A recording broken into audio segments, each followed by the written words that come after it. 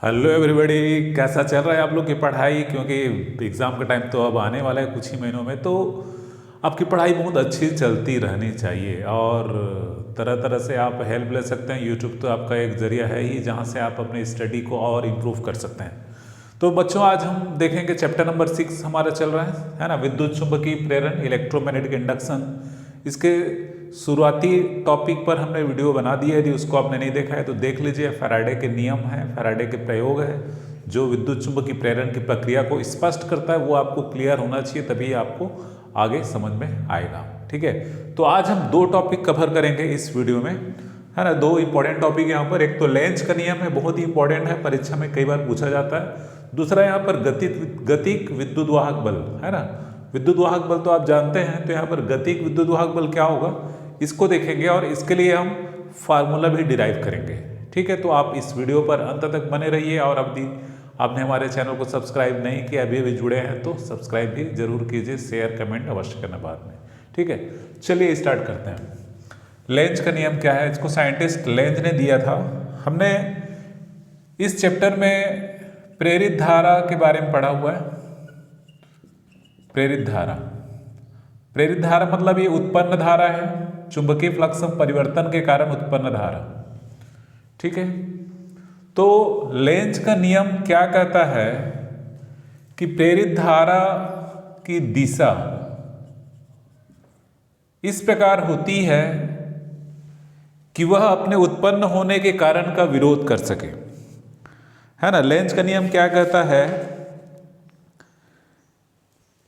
कि किसी परिपथ में, है ना, एक बार अच्छे से सुन लीजिए, किसी परिपथ में प्रेरित धारा की दिशा इस प्रकार होती है कि वह उस कारण का विरोध कर सके जिस कारण स्वयं उत्पन्न हुई है।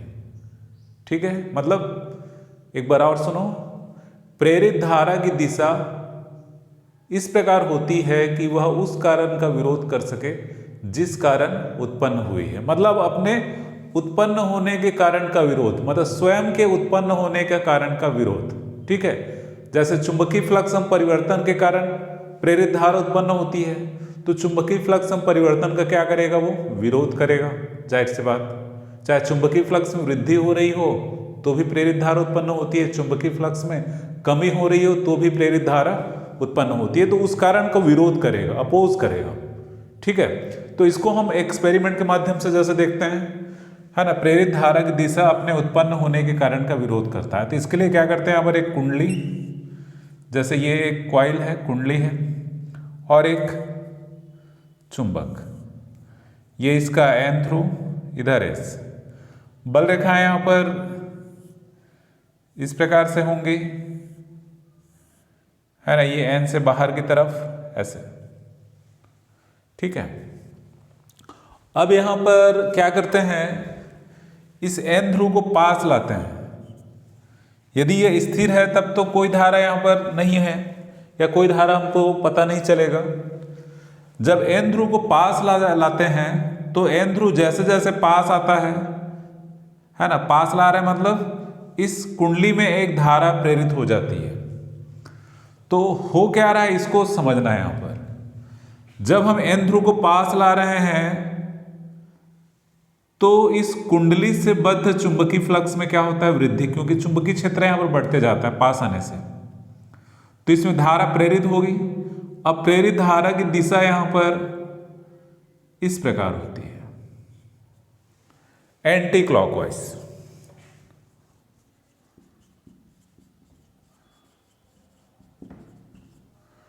एंटी क्लॉकवाइज प्रेरित धारा की दिशा एंटी क्लॉकवाइज होने से कुंडली का जो तल है, कुंडली का तल जो चुंबक की तरफ है वो क्या बन जाता है, एन ध्रुव बन जाता है, और चुंबकीय फ्लक्स में और परिवर्तन का विरोध करता है। कैसे विरोध करेगा, कुंडली का तल एन ध्रुव बन गया, ध्यान देना, कुंडली का तल एन ध्रुव बन गया तो ये भी एन ध्रुव है, तो दोनों में क्या होगा, प्रतिकर्षण होगा, तो ये विरोध यहां पर होता है। दोनों प्रतिकर्षण होगा मतलब एन ध्रुव के पास आने का विरोध करेगा।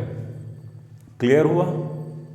एक बार और देखते हैं, है ना, ये एक कुंडली यहां पर है, ये चुंबक के एन ध्रुव को पास लाते हैं तो इसमें धारा इस दिशा में प्रेरित होती है।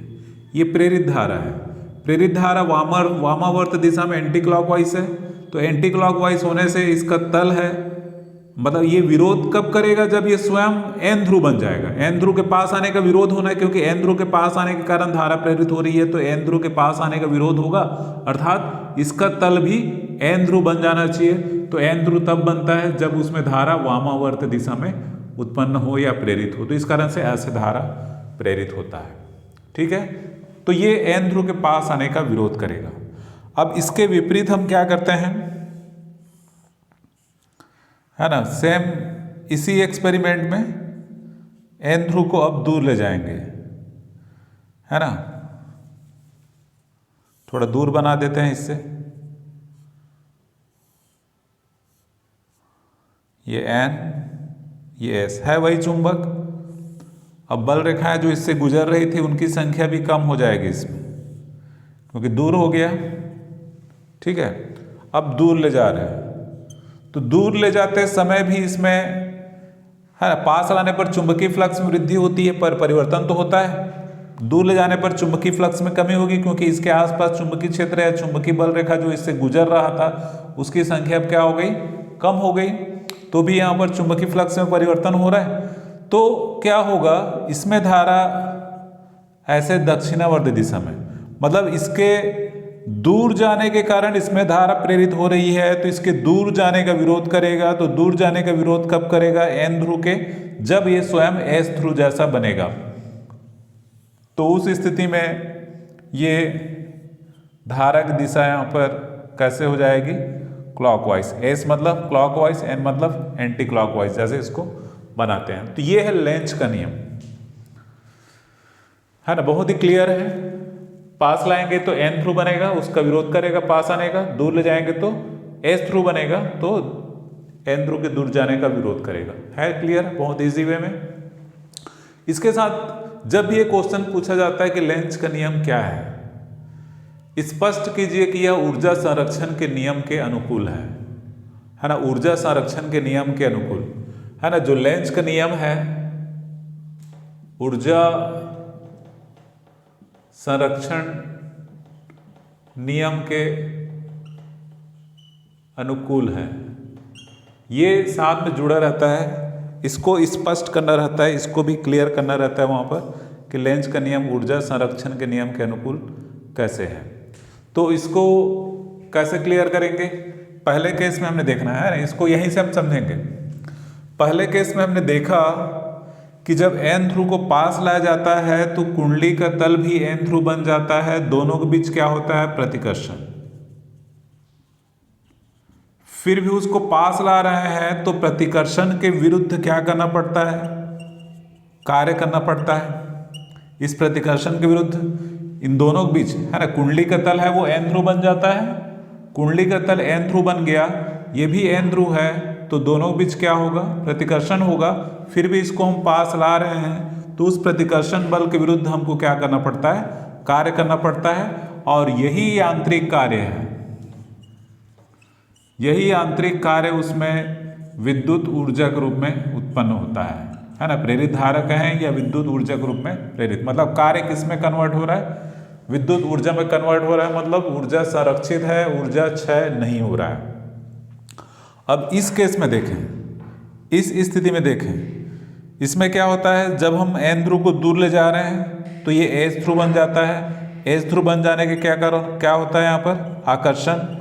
फिर भी इसको हम दूर ले जा रहे हैं तो इस आकर्षण के विरुद्ध हमको क्या करना पड़ रहा है, कार्य। तो उस केस में भी किया गया है आंतरिक कार्य, वो किस में कन्वर्ट हो रहा है, विद्युत ऊर्जा में, क्योंकि इसमें धारा प्रेरित हो रही है।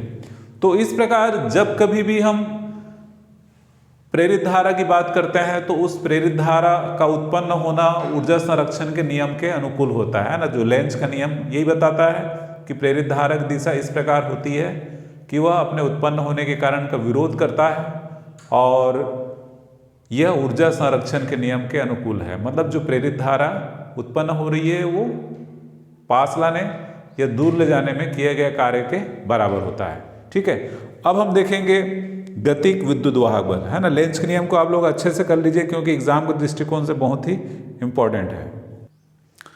अब हम बात करेंगे गतिक विद्युत वाहक बल। सिंपल विद्युत वाहक बल के बारे में आप जानते हैं, है ना, इलेक्ट्रोमोटिव फोर्स। पर यहाँ पर गतिक विद्युत वाहक बल है। ये गतिक विद्युत वाहक बल क्या है कि जब कोई चालक है, खासकर यहाँ पर सीधा चालक, ठीक है, और एक कौन सा क्या है, चुंबकीय क्षेत्र। मतलब जब किसी सीधे चालक को एक चुंबकीय क्षेत्र में गति कराया जाता है तो चालक के सिरों के बीच उत्पन्न विद्युत वाहक बल को गतिक विद्युत वाहक बल कहते हैं, है ना। आपको यही समझना है, गतिक विद्युत वाहक बल मतलब चालक है वो गतिशील है, कहाँ पर, चुंबकीय क्षेत्र में। चालक किस प्रकार का, लगभग सीधा, है ना, सीधा चालक यहाँ पर लेते हैं कि जब किसी सीधे चालक को एक चुंबकीय क्षेत्र में गति कराया जाता है तो चालक के सिरों के बीच उत्पन्न या प्रेरित विद्युत वाहक बल को गतिक विद्युत वाहक बल कहा जाता है। ठीक है, इसके लिए फार्मूला भी डिराइव करेंगे। तो इसके लिए फार्मूला डिराइव करने के लिए यहाँ पर ये एक चुंबकीय क्षेत्र, यहाँ पर जो ये क्रॉस चिन्ह यहाँ पर बनाया गया है, चुंबकीय क्षेत्र है।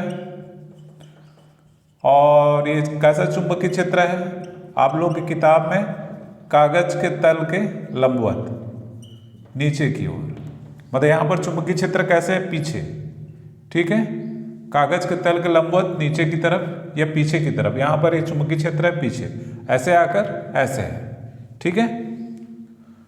इस चुंबकीय क्षेत्र में एक चालक हमारे पास है PQ, ये PQ एक चालक है। इस चालक में प्रेरित विद्युत वाहक बल हमको निकालना है। चालक को अब गति कराना है, तो चालक को गति कराने के लिए यहाँ पर एक U आकार का, है ना, U आकार का एक फ्रेम यहाँ पर लेते हैं Mn, और इस U आकार के फ्रेम पर चालक PQ को रखा गया है। ठीक है, सुन लो क्या क्या है। एक समान चुंबकीय क्षेत्र पहले है जो कागज के तल के लंबवत है। इस चुंबकीय क्षेत्र में हमारे पास एक चालक PQ है जिसमें प्रेरित विद्युत वाहक बल निकालना है। पर इस चालक PQ को, जिस पर प्रेरित विद्युत वाहक बल या गतिक विद्युत वाहक बल निकालना है, उसे एक U आकार के फ्रेम के ऊपर रखा गया है। और वो इस प्रकार रखा गया है कि जब वो गति करता है उस फ्रेम के ऊपर, तो बिना घर्षण के गति करता है या गति करता है तो ऊर्जा की कोई हानि नहीं होती है, मतलब इतना चिकना सतह वो है। ठीक है, तो ये गति किस तरफ करता है, चालक PQ है वो वेग V से इस तरफ, है ना, जो एरो का मार्ग है उस दिशा में गति करता है। इसके अलावा यहाँ पर PQ की लंबाई कहें या RS की लंबाई कहें, कितना है, L। इसके अलावा RQ या QR इधर कितना है, X है। तो ये क्या बन जाता है, एक आयत जैसा बन जाता है ना। ये जो PQRS एक लूप बन जाता है। लूप मतलब एक बंद परिपथ कह सकते हैं, एक बंद भाग कह सकते हैं, एक लूप बन जाता है। तो हमें लूप, है ना, यहाँ पर चुंबकीय क्षेत्र का मान कितना B है, तो लूप PQRS का, हाँ, RS से बद्ध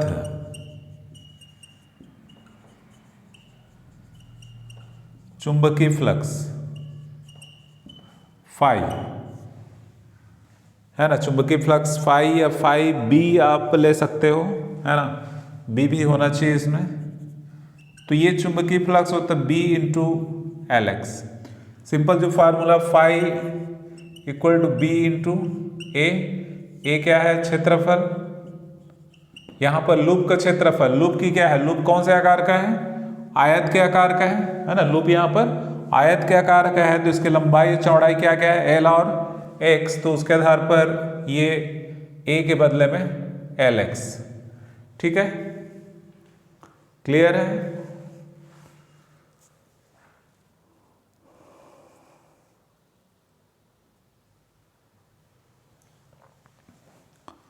लूप PQRS से बद्ध चुंबकीय flux phi B equal to BLX।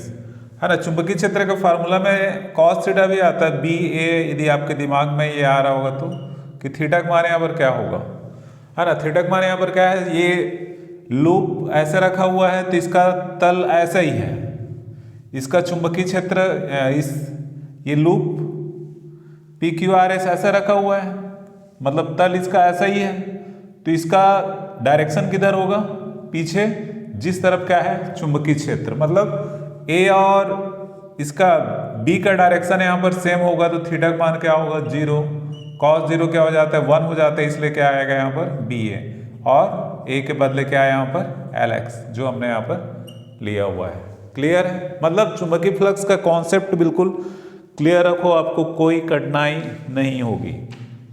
ठीक है, अब यहाँ पर जैसे जैसे ये लूप है वो बाईं ओर सरकता है वेग v से, ठीक है, लूप नहीं, चालक पी क्यू है ना, ये चालक पी क्यू वेग v से बाईं ओर सरकते हुए जा रहा है, तो बाईं ओर सरकते हुए जा रहा है तो किसका वैल्यू कम हो रहा है यहाँ पर, x चेंज हो रहा है, मतलब ऐसा है x का मान परिवर्तित हो रहा है, तो x का मान परिवर्तित हो रहा है तो ये चुंबकीय फ्लक्स भी क्या हो रहा है, परिवर्तित हो रहा है। चुंबकीय फ्लक्स परिवर्तित हो रहा है तो फैराडे के विद्युत चुंबकीय प्रेरण के द्वितीय नियम से, फैराडे के विद्युत चुंबकीय प्रेरण के द्वितीय नियम से क्या होता है, प्रेरित विद्युत वाहक बल E बराबर माइनस डी फाई बी अपान क्या हो जाएगा, डी टी। तो इसको क्या लिख सकते हैं, और E equal to minus D upon D T B L X, या E बराबर, मैं इधर लिख देता हूं यहाँ पर, E बराबर बी एल कॉन्स्टेंट है, बी और एल चेंज नहीं हो रहा है, केवल चेंज क्या हो रहा है, एक्स हो रहा है, इसलिए क्या हो जाएगा माइनस डी एक्स अपान डी टी। तो E बराबर बी एल वी, एक्स क्या है, दूरी बटे दूरी, अब विस्थापन बटे समय, क्या होगा वेग, जहां v बराबर क्या है, माइनस डी एक्स अपान डी टी। ठीक है, v बराबर माइनस डी एक्स अपान डी टी, तो यहां पर ऋण चिन्ह क्या बता रहा है, जिधर v बढ़ रहा है उधर x क्या हो रहा है, कम हो रहा है, मतलब v के दिशा में x कम हो रहा है, v बढ़े या मत बढ़े, v के दिशा में x क्या हो रहा है, घट रहा है ना, v जिधर जा रहा है उधर जाने पर x क्या हो रहा है, कम हो रहा है। तो यहां पर प्रेरित विद्युत वाहक बल E का मान क्या आता है यहां पर, बी एल वी, तो इसी को क्या कहेंगे यहां पर हम, इसी प्रेरित विद्युत वाहक बल को क्या कहेंगे, गतिक विद्युत वाहक बल, है ना, यही प्रेरित विद्युत वाहक बल है, यही क्या कहलाएगा यहां पर, गतिक विद्युत वाहक बल,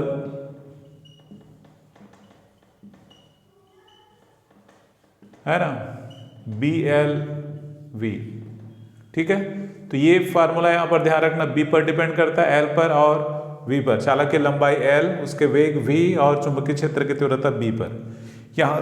यहां से आप प्रेरित धारा भी निकाल सकते हैं इसमें, इस चालक में प्रेरित धारा क्या होगी, है ना, धारा तब प्रेरित होगी जब वो एक बंद परिपथ होगा, तो यहां पर एक बंद लूप तो हो गया है, तो प्रेरित धारा कितनी उत्पन्न होगी, तो धारा इक्वल टू सिंपल, यदि बाह्य परिपथ का प्रतिरोध R हो तो इस फार्मूले से I equal to E upon R से आप निकाल सकते हो, तो यहाँ पर B L V upon R, तो ये हो जाएगा यहाँ पर प्रेरित धारक दिशा। अब इसके प्रेरित धारा के लिए फार्मूला, अब इसके दिशा की बात आती है तो ये इसकी दिशा बताना है, प्रेरित धारा की दिशा, तो ये बताया जाता है फ्लेमिंग के दाएं हाथ के नियम से, फ्लेमिंग के दाएं हाथ के नियम से, है ना। कैसे फ्लेमिंग के दाएं हाथ के नियम से, देखना ये ऐसा चालक ये तो पता है ना, फ्लेमिंग के दाएं हाथ का नियम। ये अंगूठा क्या होता है? चालक के गति की दिशा। ये तर्जनी क्या होता है? चुंबकीय क्षेत्र की दिशा। तो ये मध्यमा होता है प्रेरित धारक दिशा। तो रख दो, ये पीछे जाएगा और ये ऐसे, अंगूठा वी के दिशा में होगा, ये पीछे, ये मध्यमा किधर? नीचे, ये धारक दिशा। तो धारा ऐसे है ना, धारा। तो धारा कैसे बहेगा? पी क्यू आर एस दिशा में। ये धारक दिशा होगी जो फ्लेमिंग के दाएं हाथ के नियम से स्पष्ट होगा। तो ये बहुत सुंदर सा टॉपिक हमने आज देखा। लेंस का नियम बहुत ही इंपॉर्टेंट है एग्जाम के दृष्टिकोण से। उसके साथ साथ गतिक विद्युत वाहक बल, है ना। यदि आपको ये अच्छा लगा तो अपने दोस्तों को व्हाट्सएप पर शेयर अवश्य करें, उनको देखने के लिए कहें, क्योंकि एग्जाम के दृष्टिकोण से काफ़ी इंपॉर्टेंट टॉपिक है। Thanks for watching. Like share comment अवश्य करें।